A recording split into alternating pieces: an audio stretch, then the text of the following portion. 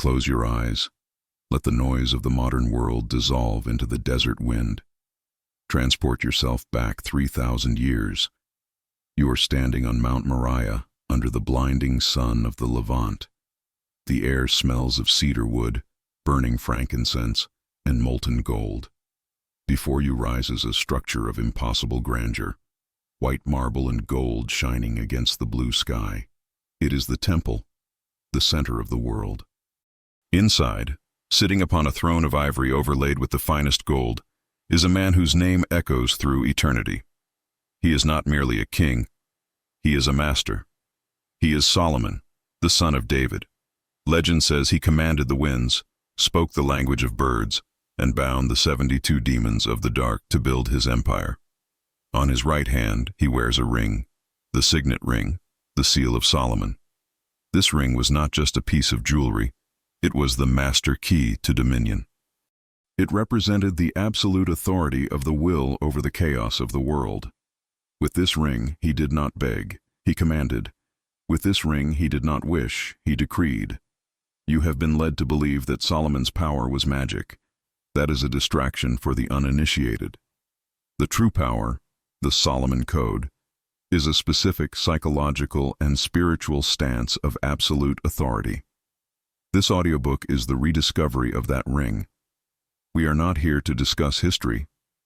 We are here to forge the ring within your own mind. You are currently living as a servant in your own kingdom.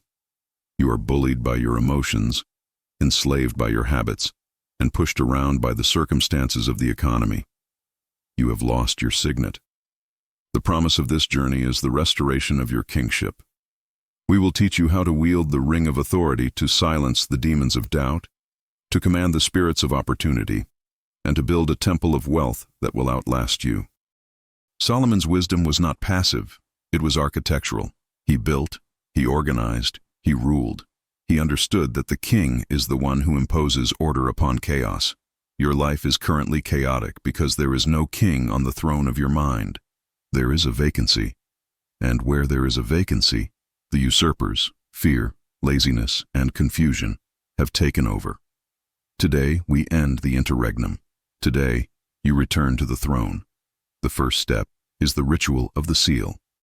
You must understand the symbolism of the hexagram often associated with Solomon, the two interlocking triangles. One pointing up, matter rising to spirit, one pointing down, spirit descending into matter. This represents the axiom, as above, so below. To wear the ring is to be the conduit between the divine idea and the physical reality. You are the meeting point. You are the one who pulls the gold from the ether and solidifies it into the earth. You must stop asking for permission to be great. Who are you asking? Society? Your parents? The government? A king does not ask. A king decrees. Prepare yourself. The temple doors are opening. The wisdom of the ages is laid bare. You are about to put on the ring. Once it is on your finger, you can never go back to being a commoner. The weight of the crown is heavy, but the power it grants is infinite. Affirmations of the seal.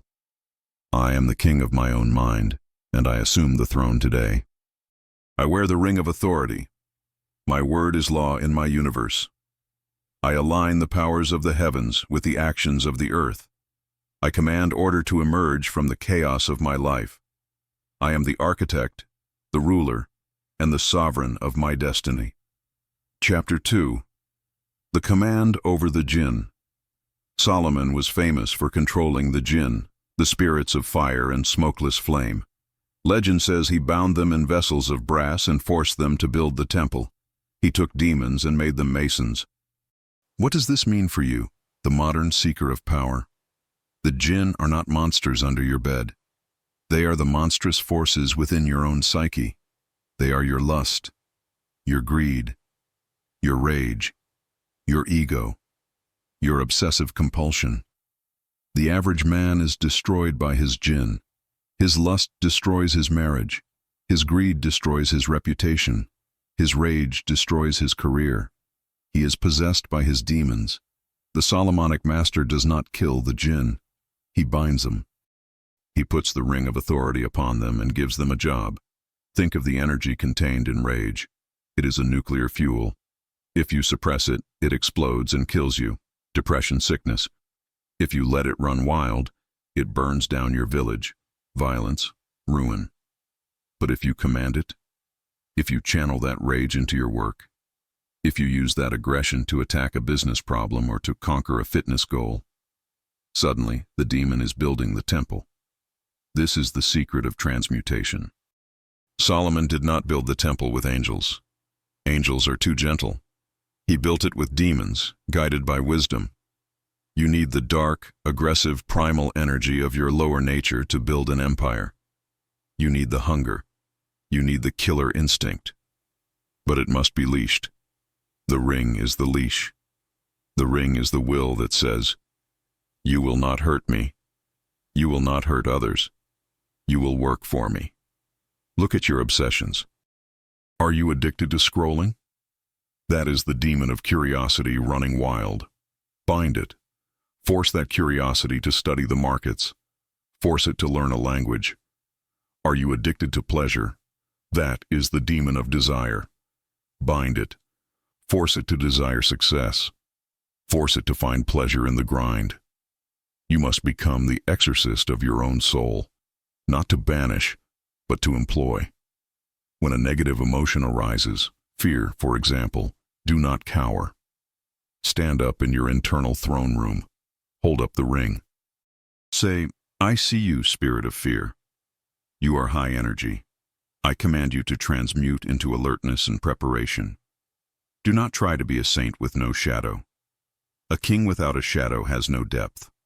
Solomon was a man of vast appetites and vast power. He integrated his shadow. Use your darkness. Use your ambition. Use your competitive drive. These are the heavy lifters. These are the stones carriers. Just make sure the wisdom, Solomon, holds the whip, and not the passion, the Djinn. Affirmations of command. I bind the forces of my lower nature to serve my highest purpose. I transmute rage into drive and fear into focus. I am the master of my emotions, not their slave. I employ every aspect of my psyche to build my empire. I command my inner demons to become the builders of my temple. Chapter 3. The Wisdom of Strategic Silence. The Bible says of Solomon, "And God gave Solomon wisdom and understanding exceeding much, and largeness of heart, even as the sand that is on the seashore. But one of his proverbs rings louder than the rest. Even a fool, when he holdeth his peace, is counted wise, and he that shutteth his lips is esteemed a man of understanding." This is the code of silence. In the modern world, influence is often mistaken for noise. We think the person talking the most is the most powerful. We think we need to post every thought, tweet every opinion, and broadcast every move. This is the behavior of the jester, not the king. The king sits in silence. He listens. He observes. When you speak too much, you leak power. You dissipate the pressure that builds up inside you. Solomon teaches that silence is a container. It holds the energy. When you have a big plan, a new business, a new goal, and you tell everyone about it, you release the dopamine hit of accomplishment before you have done the work. You satisfy the ego, and the drive to execute dies. Furthermore, you give your enemies the blueprint to destroy you. You give the envious the ammunition to sabotage you. The Ring of Solomon commands you to seal your lips, keep your counsel, be a mystery. People are terrified of the silent man because they cannot read him. They project their own fears and respect onto him. When you are silent, people assume you know more than you do. They lean in. They seek your approval. Silence also allows you to hear the language of birds, the subtle cues of the universe, which we will cover later. You cannot hear the intuition if you are drowning in your own voice. Practice the discipline of the closed mouth. In a negotiation, make your offer and then silence. Do not fill the void. The person who speaks first loses. In an argument, silence is louder than screaming. It shows you are in control of your emotions. It unnerves the opponent. Solomon's temple was built in silence. The scriptures say that no hammer or axe was heard at the building site. The stones were cut in the quarry and brought in silently. Build your empire like that. Let the structure rise silently, seemingly out of nowhere, and when it is finished, the sheer magnitude of it will speak for you. Your words are gold coins. Do not throw them into the mud. Spend them only when they buy you influence. Affirmations of silence. I am the master of my tongue. I speak only with purpose. I build in silence, letting my results be my voice. I listen more than I speak, gathering wisdom from the air. I contain my power, letting it build into an irresistible force. I am a fortress of secrets, impenetrable to the profane. Chapter 4. The architecture of the inner temple. Solomon is defined by his temple. It was the house of God, the resting place of the ark. But the physical temple was merely a symbol of the mental temple. You cannot have a kingdom outside if you have a shantytown inside. The Solomon Code requires you to be an architect of the mind. You must build a structure of beliefs, principles, and knowledge that is unshakable. Most people have minds like a disorganized bazaar. Thoughts drift in and out like stray dogs. Fears camp in the corners. There is no structure, no hierarchy, no defense. The king creates structure. The foundation. This is your philosophy. What do you stand for? What are your non-negotiables? A temple needs deep foundations to hold the gold. Your foundation is your integrity and your will. The pillars. These are your habits. Solomon's temple had two great pillars, Jachin and Boaz.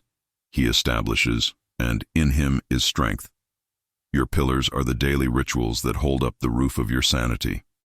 The ritual of morning focus, the ritual of physical training, the ritual of learning. Without pillars, the roof collapses when the storm comes. The Holy of Holies. This is the inner sanctum where the Spirit dwells. This is your vision. The vision must be kept pure. Do not let the unclean, doubt, negativity, petty gossip enter the Holy of Holies. You must have a place in your mind that is sacred, untouched by the chaos of the world. Solomon spent 7 years building the temple. He used the finest materials, cedar of Lebanon, gold of Ophir. What materials are you building your mind with? Are you building with the wood, hay, and stubble of TikTok, news, and cheap entertainment? Or are you building with the gold and cedar of great books, deep philosophy, and high-value skills? You are the project. You are the construction site. Every day, lay a brick. Learn a new fact. Master a new emotion. Strengthen a new connection. Do not tolerate a messy mind. Clean the temple. Drive out the money changers, distractions. When your inner temple is magnificent, the outer world will rush to bring you offerings. The Queen of Sheba came to Solomon because of the fame of his wisdom and his house. Build it, and they will come. Affirmations of architecture. I am the master architect of my own mind. I build a fortress of wisdom, strength, and beauty within. I use only the finest materials of knowledge and truth. I protect the Holy of Holies from the pollution of the world. I establish my life on the pillars of discipline and order. Chapter 5. The Judgment of Kings. The most famous story of Solomon is the judgment of the two women claiming the same baby. He ordered the baby cut in half. The real mother begged to spare the child. The false mother agreed to the division. Solomon gave the child to the real mother. This is the judgment of kings. It is the ability to see through the surface of things to the hidden truth. It is the ability to make hard decisions with absolute clarity. In your life, you are constantly presented with false mothers, false opportunities, false friends, false paths. They look like the real thing. They claim to be the real thing. How do you distinguish? You apply the sword of truth. You test the situation. Solomon's test was extreme. It revealed the nature of the women. The real mother acted from love. The false mother acted from envy. You must test the motives of the people around you. Do not listen to their words. Test their nature. Put them in a situation where they have to choose between their ego and your loyalty. See what they do. Decision-making is the primary job of the king. Most people suffer from analysis paralysis. They are terrified of making a mistake. The king knows that indecision is the worst mistake. Solomon did not hesitate. He gave the order. To wield the ring, you must become decisive. Gather the facts. Consult your counsel. Then cut. Once the sword falls, do not second guess. A king who constantly changes his mind creates chaos in the kingdom. You must also judge yourself. Be ruthless with your own excuses. When you say, "I can't," apply the judgment. Is that true? Or is it the false mother of laziness speaking? Cut the baby in half. Threaten your own ego. The truth will emerge. Wisdom is not just knowing facts. Wisdom is discernment. It is the ability to differentiate. Differentiate between an asset and a liability. Differentiate between an investment and an expense. Differentiate between a loyal ally and a sycophant. Sharpen your judgment. The world is full of illusions. The king sees only the reality. Affirmations of judgment. I possess the wisdom to discern the true from the false. I make decisions with speed, clarity, and authority. I see the hidden motives behind the masks of men. I am ruthless with the truth, even when it hurts. I wield the sword of judgment to protect my kingdom. Chapter 6.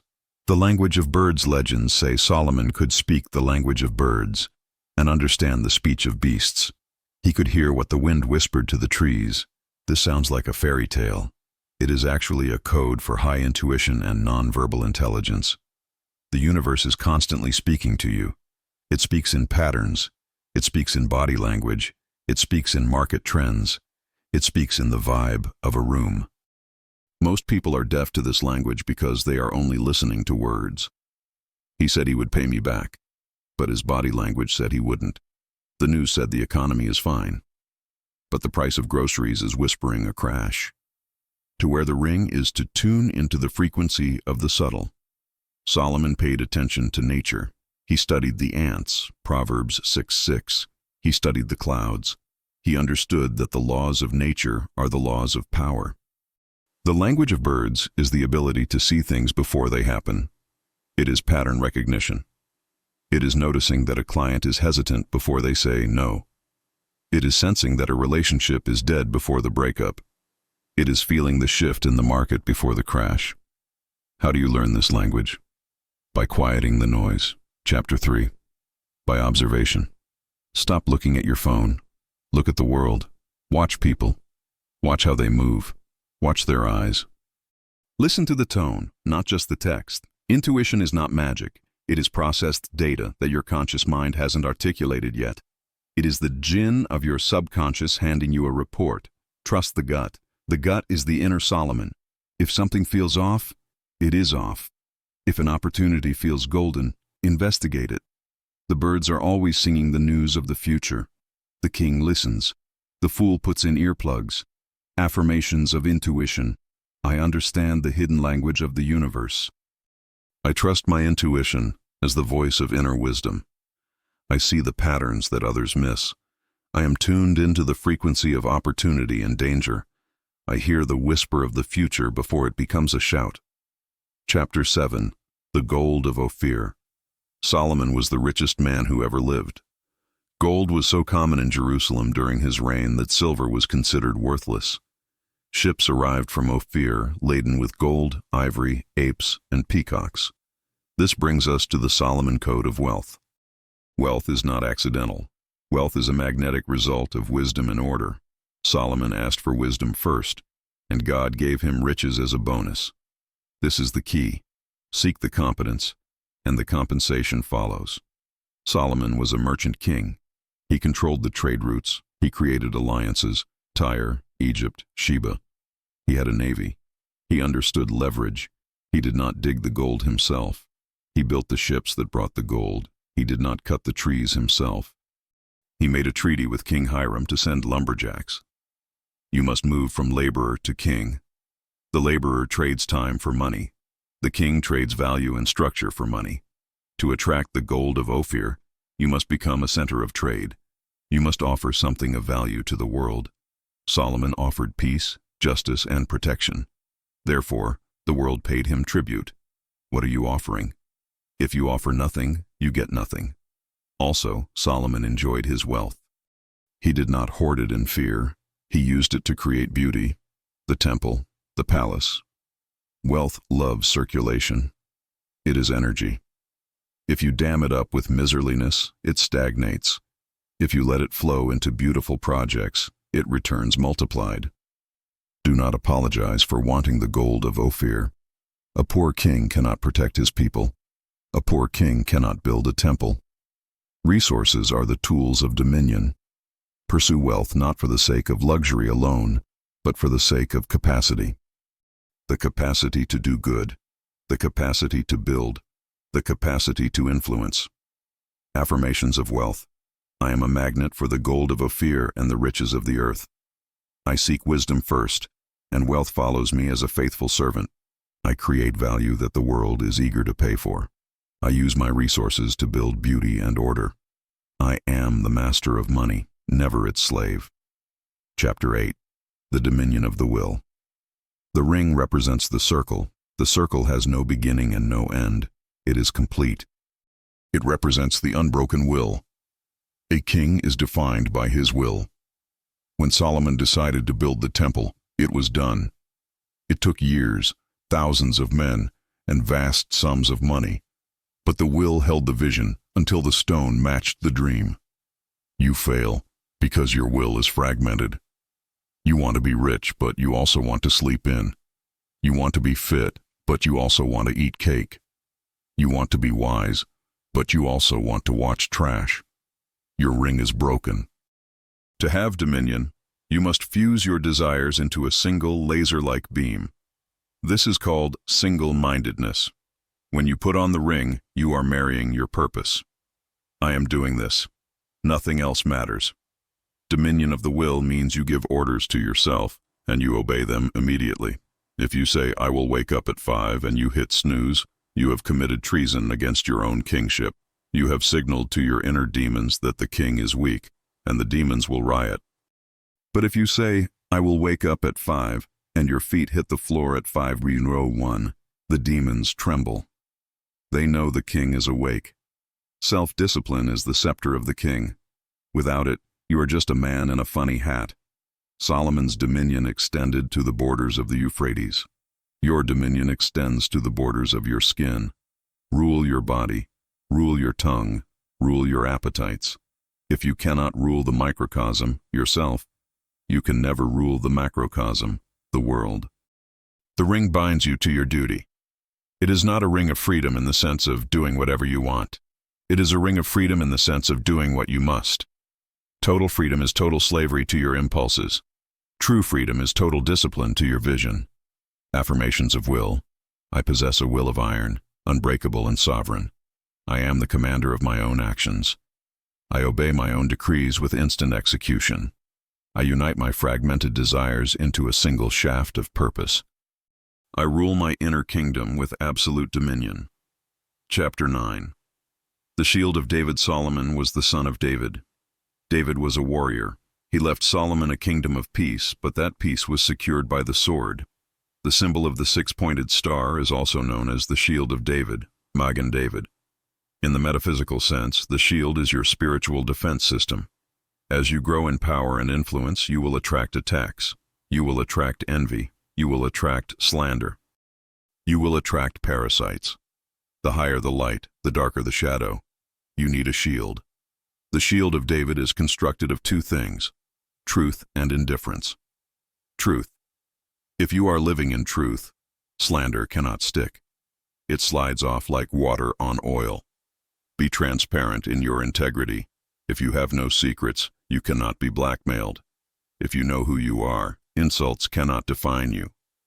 Indifference, this is the ultimate shield. It is the ability to not care about the opinions of the sheep. A lion does not lose sleep over the opinion of sheep. When someone attacks you, do not lower yourself to their level to fight. That is stepping out from behind the shield. Stay on the throne. Look at them with detachment. Interesting, you say. And you go back to work. Your energy is too valuable to waste on defense battles with petty people. The shield protects your energy. Do not let the negativity of the world penetrate your aura. Visualize the seal of Solomon burning in front of you, a shield of golden light. Nothing low vibration can pass through it. Only love, wisdom, and opportunity can enter. You are the guardian of your own vibe. If you get angry, they won't. If you get fearful, they won. Stay behind the shield. Stay in the high tower of the king. Affirmations of defense. I am protected by the shield of truth and integrity. I am immune to the envy and malice of others. I stand behind the fortress of my own indifference. I repel all negativity with the light of my presence. I am safe, secure, and invincible in my purpose. Chapter 10. The Song of Songs. Solomon wrote the Proverbs, wisdom, and Ecclesiastes, philosophy, but he also wrote the Song of Songs. This is a book of intense passion, romance, and desire. I am my beloved's, and my beloved is mine. The Solomon Code is not a code of cold, robotic stoicism. It is a code of channeled passion. The king is a lover. He loves life. He loves beauty. He loves his queen. He loves his work. You must tap into the energy of Eros. This is not just sexual energy, though that is the root. It is creative energy. Napoleon Hill called it sexual transmutation.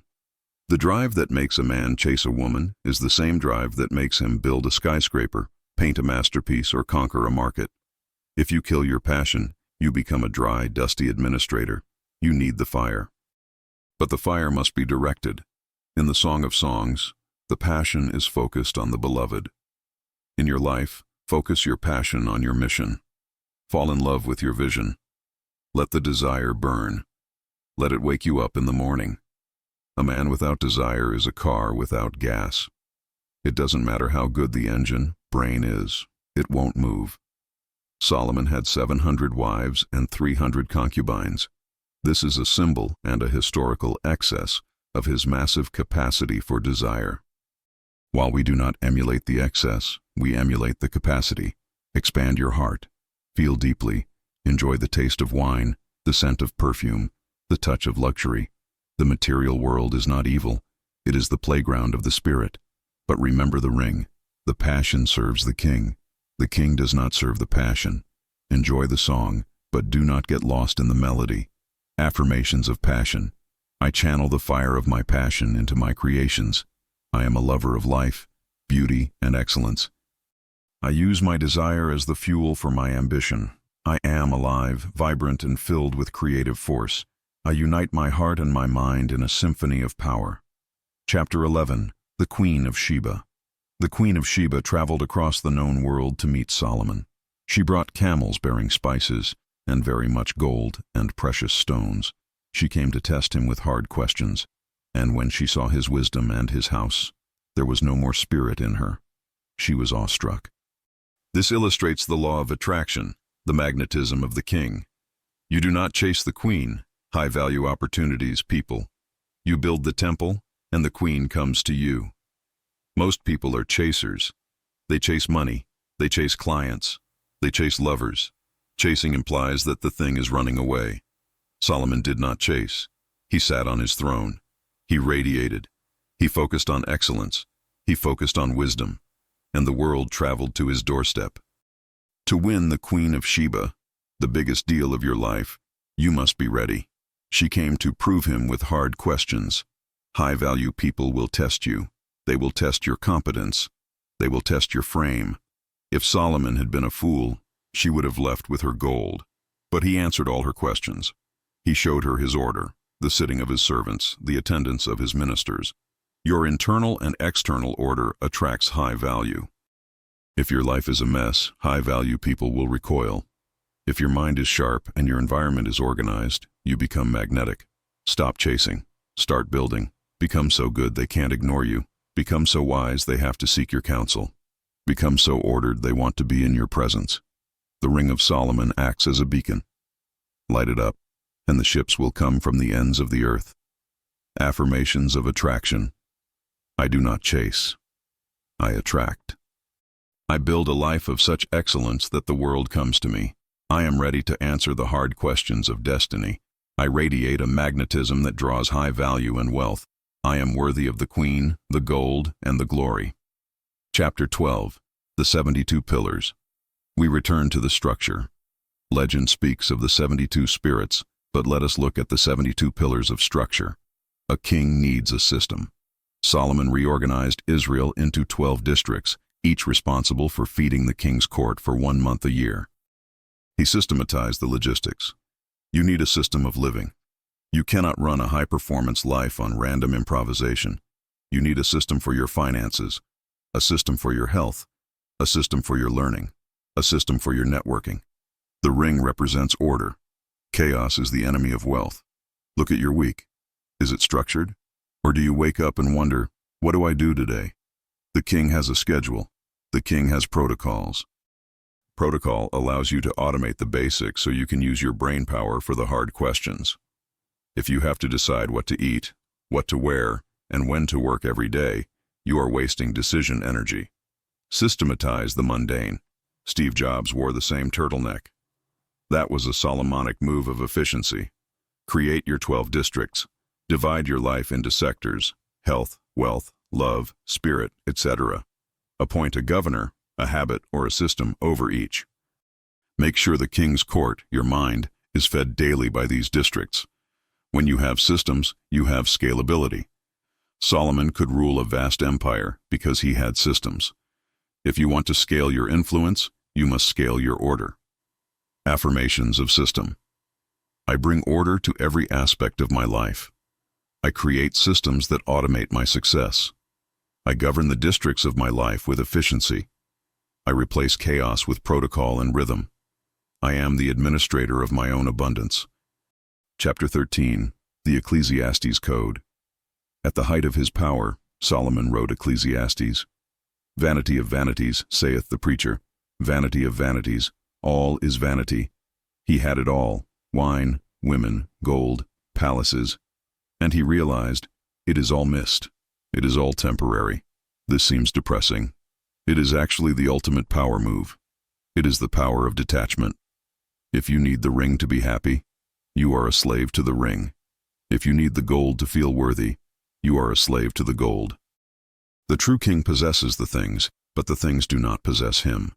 He knows he can walk away from the throne and still be a king in his heart. This detachment makes you fearless. If you are not afraid to lose it all, you can risk it all. And those who risk it all usually win it all. The man who clings to his few coins loses them. The man who invests them freely gets more. The Ecclesiastes Code teaches you to enjoy the banquet, but remember that the banquet will end. It keeps you grounded. It prevents the hubris that destroys empires. It reminds you that you are mortal. Memento mori. Enjoy your power. Use your influence, but do not worship it. Worship the source, God wisdom, not the effect, gold power. When you are detached, you are unbribable. You are unshakable. You play the game of life with a smile because you know it's just a game. Affirmations of detachment. I possess all things, but nothing possesses me. I am detached from the outcome, focused only on the action. I enjoy the wealth of the world without being enslaved by it. I know that my true worth comes from within, not from without. I play the game of kings with a light heart and a free spirit. Chapter 14. The Authority of the Ring. We approach the end. You have the ritual, the architecture, the wealth, the detachment. Now you must simply be. This is the presence of authority. When Solomon walked into a room, the atmosphere changed. He carried the weight of glory. Kabod. This is gravitas. It is not something you do. It is something you emit. It comes from the alignment of your thoughts, words, and actions. When your inside matches your outside, you have integrity. Integrity creates density. Density creates gravity. People gravitate towards those who are solid. Be the rock in the surf. When the world panics, you are calm. When the world is confused, you are clear. When the world is weak, you are strong. This is what it means to wear the ring. You become a reference point for others. They look to you to see how to react. You lead not by shouting orders, but by setting the tone. You are the sovereign of your reality. If you say it is a good day, it is a good day. If you say this failure is a lesson, it is a lesson. You define the meaning of events. This is the ultimate power of the ring. You are the definer. Wear the ring with pride, but wear it with responsibility. You are now a custodian of the code. Walk tall. Look people in the eye. Speak with your chest. You are Solomon. Affirmations of authority. I carry the weight of authority in my presence. I am the rock, the anchor, and the leader in my world. I define the reality of my life with my perspective. I am aligned, integrated, and solid. I walk with the dignity of a king. Chapter 15. The Final Seal. The legend says that when Solomon died, he remained leaning on his staff, looking so alive that the Djinn kept working for a year, thinking he was watching them.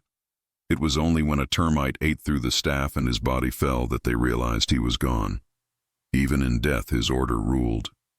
This is the legacy, the final seal.